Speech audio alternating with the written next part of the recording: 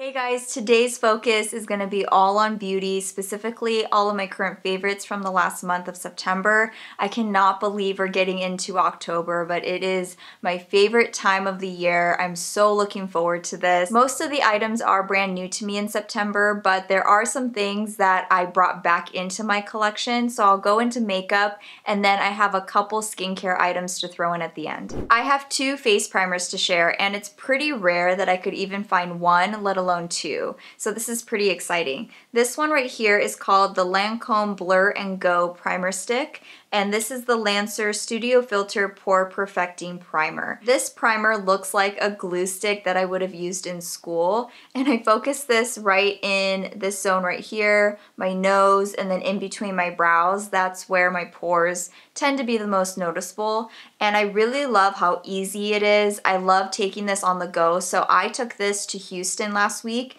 and it was a lot easier because of course I had to condense my liquids. So having a stick primer like this was perfect. I do think that it does a good job at blurring my pores. It doesn't completely camouflage my pores just because they're pretty prominent on my face, but it does help a lot. This is also very quick. I don't have to rub this in once I put it on. I just put on the stick directly and then move on to my foundation. It does come off clear. It's not like it leaves a white cast on your face before you apply your foundation. So just an FYI on that. And then next is the Lancer primer.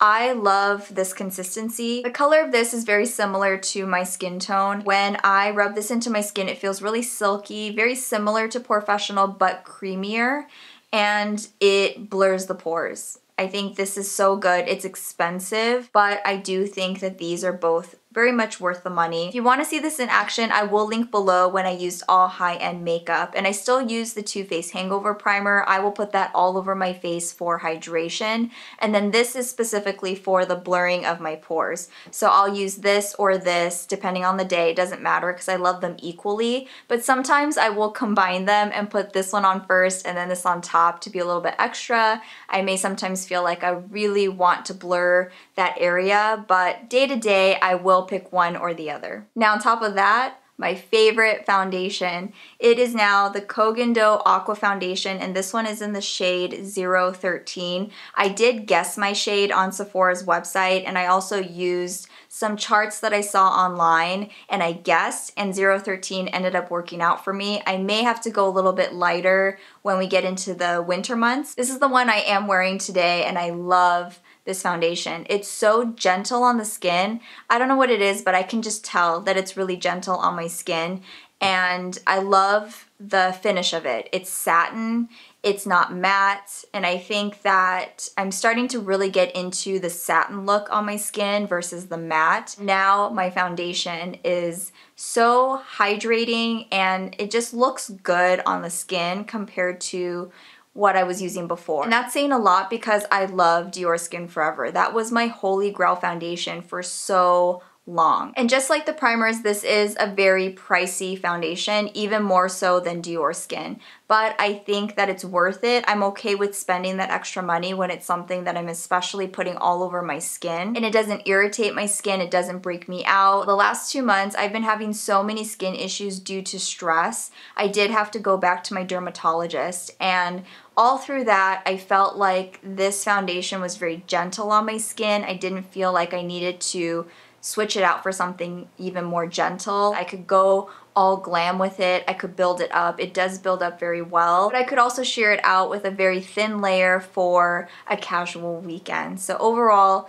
this has been my go-to face product in the last month. I haven't been using my BB cream or any other foundations really. I've been sticking to this. And this comes with 1.01 fluid ounces, and the bonus is that it's made in Japan, just like me. My next favorite, I'm lumping 3 shades in together as one, and I basically want to say that my favorite is Hourglass Ambient Lighting Powders, which is no surprise here, but my newest favorite is Ethereal Light that I will talk about here in a second.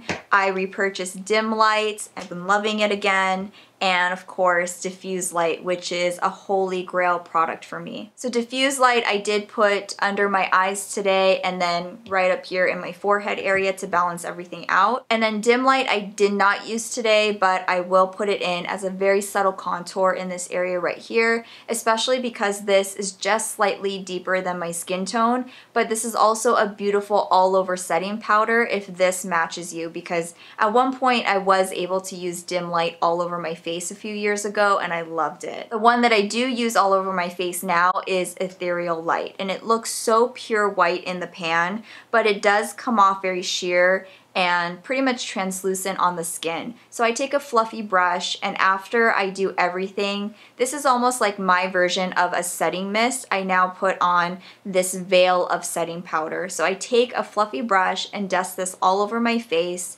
and immediately you can't really tell that anything happened, but I do notice over time that when I look in the mirror, when I look at myself in the mirror of my car, that there's this veil on my skin that just looks so healthy. One of my goals when applying makeup every day is to look healthier, and not necessarily flawless, just healthier. And this right here helps me achieve that because it takes away the matte texture of my skin and it gives you a soft focus effect. I could see this being an unsung hero for a lot of people, where it's never obvious that you would have this on your skin. You would never know, but it just takes your skin up that extra notch to make it look really healthy, and I'm all about that when applying makeup. So I am so happy that I was able to add another ambient lighting powder into my collection, and Ethereal Light is just as good, I think, as the other ones that I've been using. My favorite blush for September is one that I put back into my collection,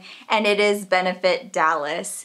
I have been without this for a little while now, and I'm so happy that I repurchased it. This is one of those that doesn't look great in the pan, or it doesn't look amazing in the pan. It just looks very muted, and it's kind of like, okay, so what is it gonna do? But these are the types of shades that are my favorite. I'm not a big fan of that extra rosy cheek typically. Going back to what I was saying earlier about just making me look healthier with makeup, I don't want it to be super obvious that I'm wearing blush on my cheeks. So something like this is exactly what I need, and I think this is a beautiful shade. Yes, you could achieve this with drugstore options as well, but there's something about Benefit Dallas that holds a special place in my heart. It's one of those OG blushes that I think everyone should have at one point in their collection if this is something that you're interested in and if you think the shade may work for you and your skin tone. My go-to eyeshadow palette in September has been this right here, the Makeup Revolution Emily Edit The Wants palette by Emily Noel 83.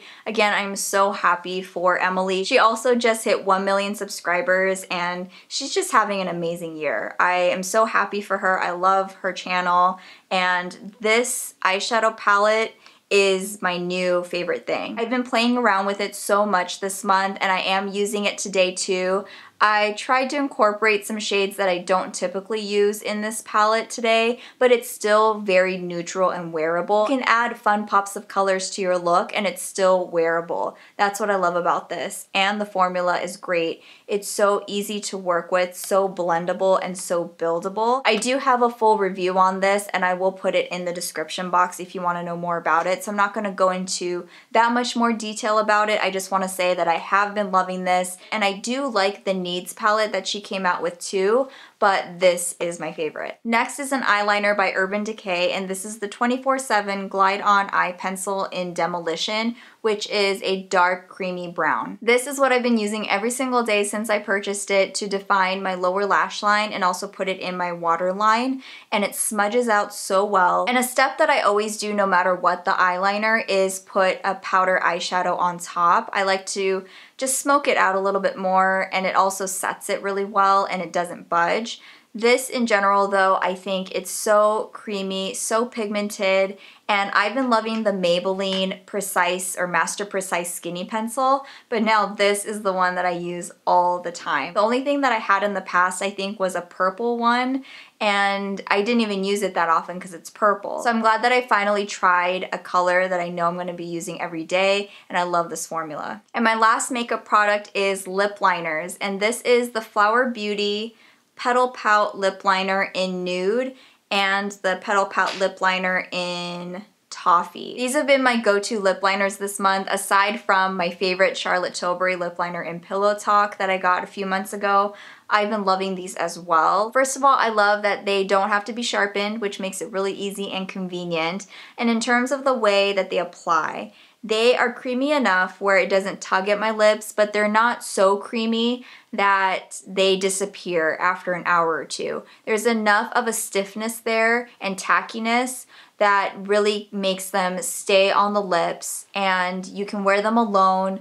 You can wear them, of course, with things on top, and it stays. And I think that's really important. When you have a lip liner that's a little bit too creamy, it's almost like you're wearing a cream lipstick, so what's the point? You want something that has that stiffness there at the same time. So you don't want it to be too dry because you don't want it to dry out your lips. So there's this fine balance, and I think that this does an excellent job at it, and there are so many other colors that I could be trying, so eventually I may break out of this nude mold that I have going on here. Nude is the perfect nude lip liner. It's maybe a little bit more on the peachy side on me specifically because so many things do pull a little bit warm, but it's pretty neutral. I think it's a very good standard light nude. And then Toffee is the perfect lip liner when I'm going for something that's a little bit more brown. For example, MAC Velvet Teddy, something like that. This is the perfect lip liner for that. And you could also wear this on its own and it's great. I also like to use these under lip glosses, and overall I think they're just excellent lip liners. Now my two skincare products. They are both exfoliants, but one's for the face and then one is for the body. For the face, this is the Fresh Umbrian Clay Purifying Face Exfoliant, just like my favorite face mask, the one that comes in the jar. This is the facial scrub version. I was missing a scrub like this in my skincare routine. At one point in my life, I felt like I was maybe exfoliating a little bit too much, and so I really backed off. And then I got to the point where I wasn't really exfoliating at all, aside from my Foreo Luna 2. So when I apply this, I barely put any pressure on my skin. I don't even put like the slightest bit of pressure. I just move it around my skin. Just let it do its job for 30 seconds, and my foundation applies so much smoother. I could tell my skincare is really going deep down into my skin at night because the next day my skin looks so plump and hydrated, and I'm really glad that I got this. And then for a body scrub, I just happened to grab this at Trader Joe's because I love skincare at Trader Joe's. It's so inexpensive and also has really good ingredients. This is something that I only got just recently, but I'm so glad that I got it, and I already love it so much that I have to talk about it. It's the Trader Joe's Grapefruit Ginger Sugar Scrub. It's the same thing as the face. At one point, I was probably over exfoliating my body, and then I kind of stopped using body scrubs. I still use a washcloth that's pretty exfoliating, but in terms of an actual scrub like this, I haven't been using one in quite some time now. So I'm really happy that I picked this up. It's pretty inexpensive,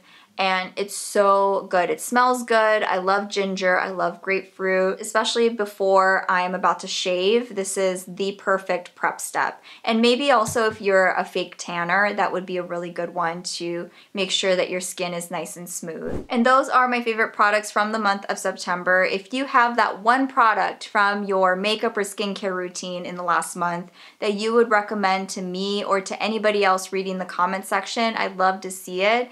And that's it for now. So thank you guys so much. I hope you had a wonderful September, and I'm really looking forward to what's ahead in October.